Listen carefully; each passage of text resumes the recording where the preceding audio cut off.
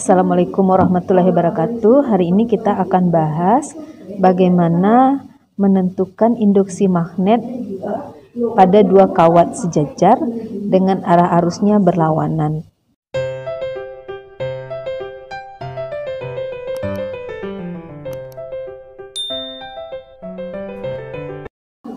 Dari gambar sudah kamu lihat bahwa ada dua kawat. Kawat pertama arusnya ke bawah, kawat kedua arusnya ke atas.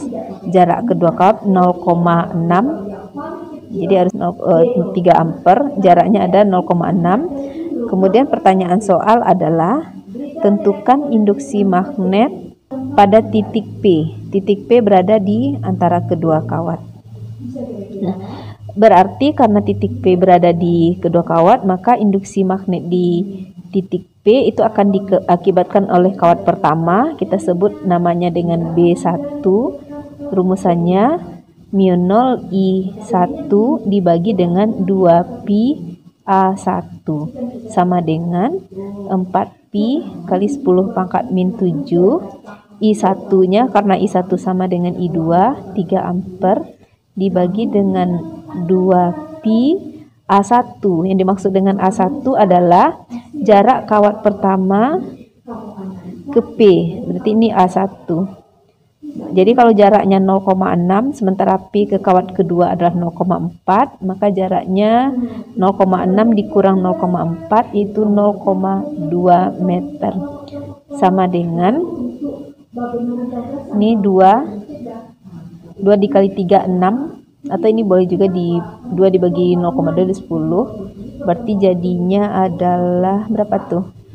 6 di 30 ya. 30 kali 10 pangkat min 7 atau 3 kali 10 pangkat min 6 Tesla. Kemudian karena induksi magnet adalah besaran vektor, selain memiliki nilai, dia juga memiliki arah.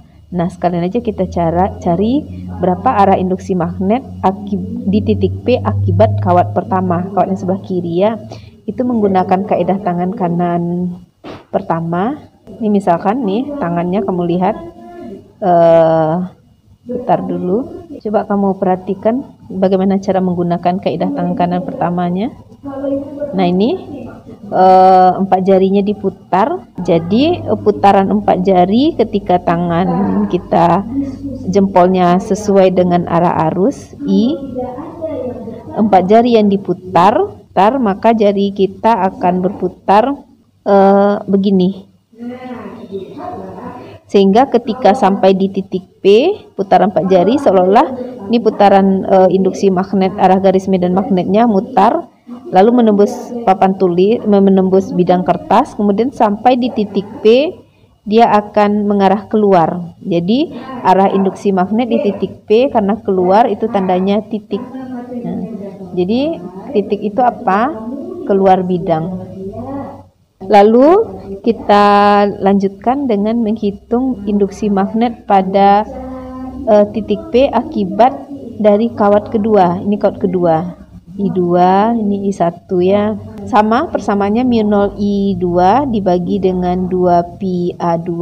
Dalam hal ini μ0 tetap 4pi 10 min 7. I2 karena arusnya sama-sama 3 ampere dibagi dengan 2pi A2, jarak titik P ke kawat kedua itu sudah ada 0,4 meter, sama dengan untuk setengah dari ini hasilnya 1,5 ya. 1,5 kali 10 pangkat min 6 Tesla. Tuh. Nah, arahnya gimana?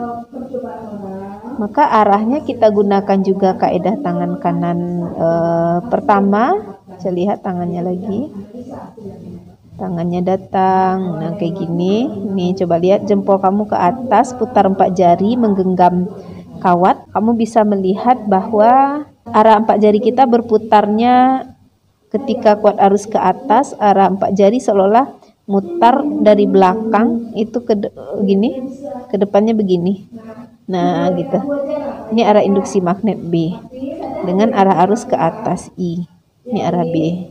Nah, jadi seolah-olah induksi magnetnya memutari kawat. Di bagian bidang sebelah kanan arah induksi magnetnya menembus, lalu mutar di belakang kawat sampai kalau tiba di titik P itu arahnya keluar bidang, itu tandanya titik, sama ya, keluar bidang.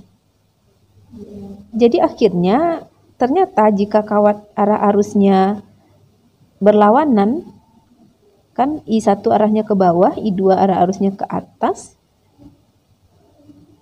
jadinya induksi magnet total di titik P justru searah, sama-sama keluar bidang. Karena sama-sama keluar bidang, Ibu yakin kamu sudah tahu bahwa B totalnya adalah, bahwa akhirnya B totalnya karena sama-sama keluar bidang, tentu B1 ditambah B2 sama dengan ditambahkan 3 kali 10 pangkat min 6 ditambah 1,5 kali 10 pangkat min 6. Min 6 tambah 1,5 kali 10 pangkat min 6 sama dengan 3 ditambah 1,5 itu kan 4,5 ya. 4,5 kali 10 pangkat min 6 Tesla, tentu saja dengan arah total keluar bidang, karena B1 keluar bidang, B2 keluar bidang. Oke, demikian saja pembahasan induksi magnet, bagaimana mencari induksi magnet total apabila kawat mempengaruhi suatu titik itu lebih dari satu. Demikian saja. Assalamualaikum warahmatullahi wabarakatuh.